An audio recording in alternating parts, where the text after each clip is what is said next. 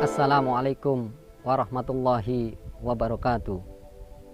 Ma'asyiral muslimin rahimakumullah.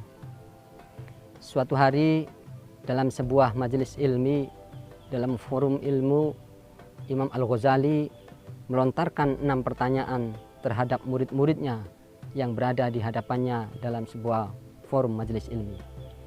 6 pertanyaan itu sungguh sangat sederhana, akan tetapi memerlukan jawaban dan makna yang luar biasa. Pertanyaan pertama yaitu, anak-anakku, murid-muridku, di dunia ini apa sesuatu yang paling dekat di antara kita? Beberapa murid-muridnya menjawab bahwa yang paling dekat dengan kita adalah bapak, ibu, orang tua, sahabat, keluarga. Tapi kata Imam Al-Ghazali, bukan itu jawabannya. Sesuatu di dunia ini yang paling dekat dengan kita adalah al-maut atau kematian. Kematian tidak bisa ditunda, kematian juga tidak bisa didahulukan. Kematian adalah hak prerogatif Allah Subhanahu wa taala dan Allah yang akan menentukan. Idza jaa ajaluhum la yastakhiruna sa'atan wa la yastaqdimun. Ma'asyiral muslimin rahimakumullah. Pertanyaan yang kedua adalah, anak-anakku, apa sesuatu di dunia ini yang paling jauh dari diri kita? Beberapa murid-muridnya ada yang menjawab bahwa sesuatu yang paling jauh dari kita adalah matahari, planet, asteroid, galaksi, dan lain sebagainya. Tapi kata Imam Al-Ghazali, sesuatu yang paling jauh dari kita adalah masa lalu. Kemarin, minggu lalu, tahun yang lalu, kita beraktivitas, kita juga menghadapi beberapa peristiwa. Tapi hari ini aktivitas dan peristiwa yang telah kita lalui tidak bisa sampai pada hari ini, dan entah kemana kita akan menemukannya. Makanya dalam sebuah hadis marfu disebutkan, man kana yaumuhu khairan min amsihi fahuwa rabihun. Barang siapa yang pada hari ini lebih baik daripada hari kemarin, maka termasuk orang yang beruntung. Pertanyaan ketiga, kata Imam Al-Ghazali, anak-anakku, di dunia ini, di sekeliling kita, apa sesuatu yang paling besar? Mereka pun menjawab bahwa sesuatu yang paling besar adalah bumi, gunung, dan lain sebagainya. Tapi kata Imam Al-Ghazali, yang paling besar di antara kita, yang berada di sekeliling kita, bahkan berada pada diri kita, pada hati kita masing-masing, adalah nafsu.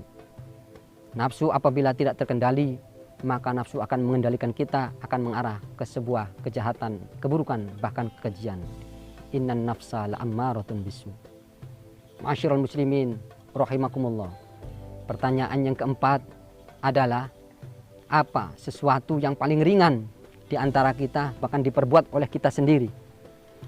Kata Imam Al-Ghazali, sesuatu yang paling ringan adalah meninggalkan sholat. Betapa kita mudahnya meninggalkan sholat, betapa kita gampangnya meninggalkan sholat. Padahal Allah Subhanahu wa taala telah memaktubkan semuanya dalam Al-Quran. Fawailul lil musallin alladzina hum an sholatihim sahun. Bahwa Allah itu akan mengancam bagi orang yang melalaikan sholat, bagi orang yang menunda-nunda sholat, apalagi orang yang meninggalkan sholat.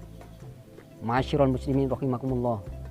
Pertanyaan yang berikutnya, pertanyaan kelima dari Imam Al-Ghazali, apa sesuatu yang berada di sekeliling kita, bahkan yang berada dalam diri kita, yang paling berat?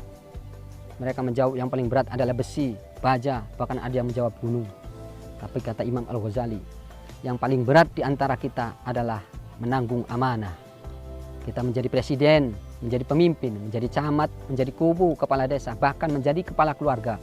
Maka itu merupakan amanah yang luar biasa dan amanat itu harus disampaikan. Kullukum ra'in wa kullukum mas'ulun an ra'iyatihi. Kalian semua adalah pemimpin dan kelak kepemimpinan kalian akan diminta pertanggungjawabannya di hadapan Allah Subhanahu wa taala.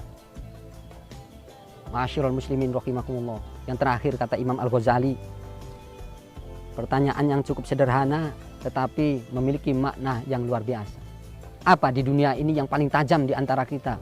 Di dunia ini, murid-muridnya menjawab bahwa yang paling tajam di dunia ini, ada yang menjawab pedang, pisau, dan lain sebagainya.